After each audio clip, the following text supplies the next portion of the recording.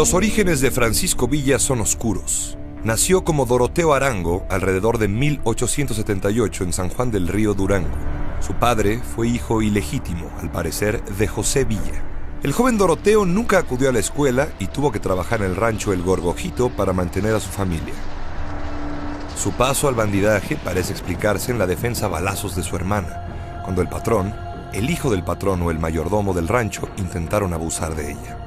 Doroteo se dio a la fuga y a lo largo de 19 años alternó la delincuencia con periodos de vida pacífica, empleado como peón de albañil y carnicero. Fue entonces que cambió su nombre por Francisco Villa, como un regreso al apellido legítimo, el del abuelo.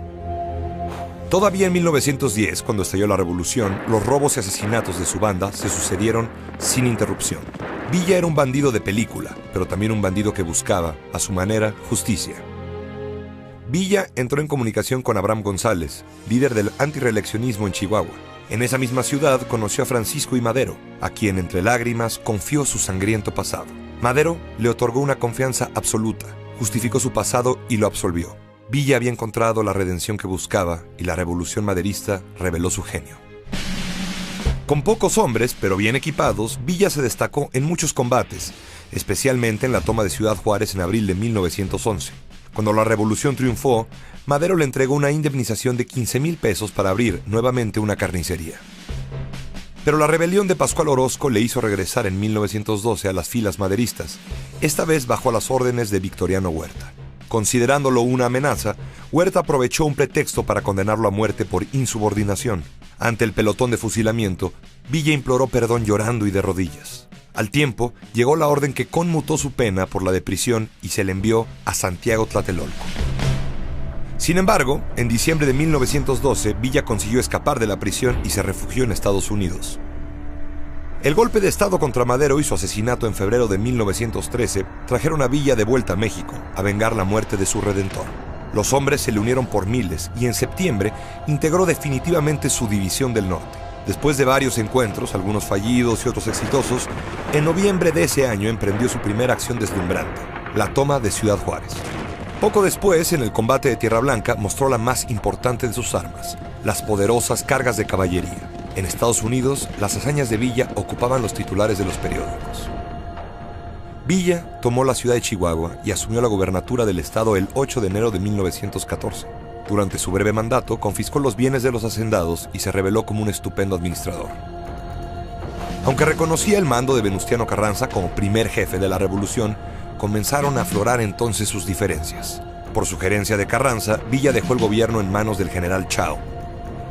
Por aquellos mismos días, el Robin Hood mexicano firmó un contrato con la Mutual Film Corporation, un acuerdo de exclusividad por $25,000 para filmar las acciones de la División del Norte. El 9 de mayo de 1914 se estrenó en Nueva York The Life of General Villa, una película que mostraba sus razones para la rebelión, sus victorias y un final feliz que nunca ocurriría, su llegada a la presidencia. En marzo de 1914, cuando emprendió su marcha hacia el sur, contaba con un ejército impresionante. Un tren hospital para 1,400 heridos y 16,000 hombres perfectamente equipados. El fervor de sus hombres, por él, llegaba casi a la idolatría.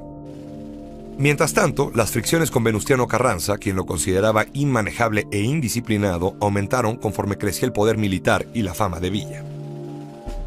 En Villa había una especie de dualidad.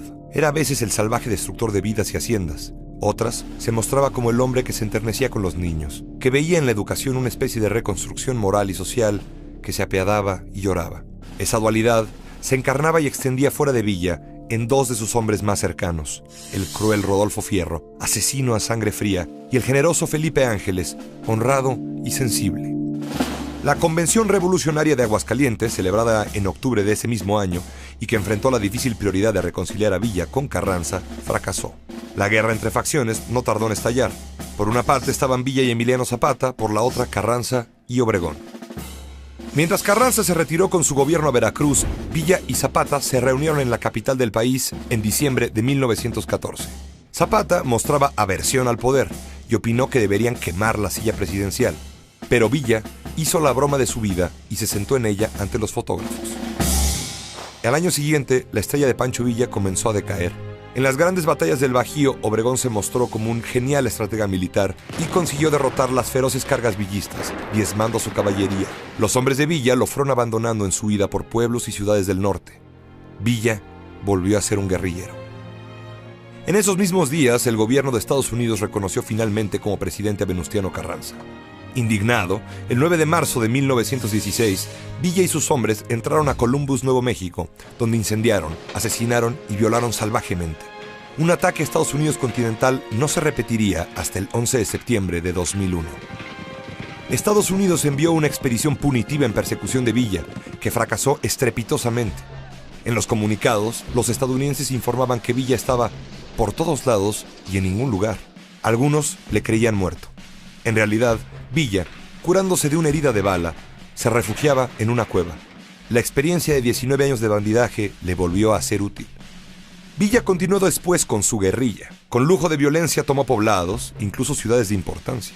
En 1918, Felipe Ángeles volvió a su lado, pero lo abandonó meses después. Al poco tiempo, Ángeles fue capturado y se le sometió a un consejo de guerra en Chihuahua, donde defendió por última vez a Villa. Finalmente, fue sentenciado a muerte. Tras el asesinato de Carranza por los rebeldes de Agua Prieta, Villa acordó rendirse el 28 de julio de 1920. A cambio, recibió la hacienda de Canutillo, que transformó con algunos de sus hombres en una especie de colonia militar en la que organizó el trabajo, compuso tractores y estableció una escuela. Villa intentaba vivir en paz, pero la paz lo rechazaba. En su retiro, cometió una imprudencia. Se entrevistó con Adolfo de la Huerta, quien aspiraba a suceder a Obregón en la presidencia y que al final terminaría por rebelarse contra el gobierno. El 20 de junio de 1923, cuando Villa conducía su automóvil Dodge de regreso a Canutillo con algunos de sus hombres, fueron sorprendidos por un grupo de pistoleros que les habían preparado una emboscada. Entre cientos de tiros, como había vivido, el Centauro del Norte cayó abatido, destrozado por las balas.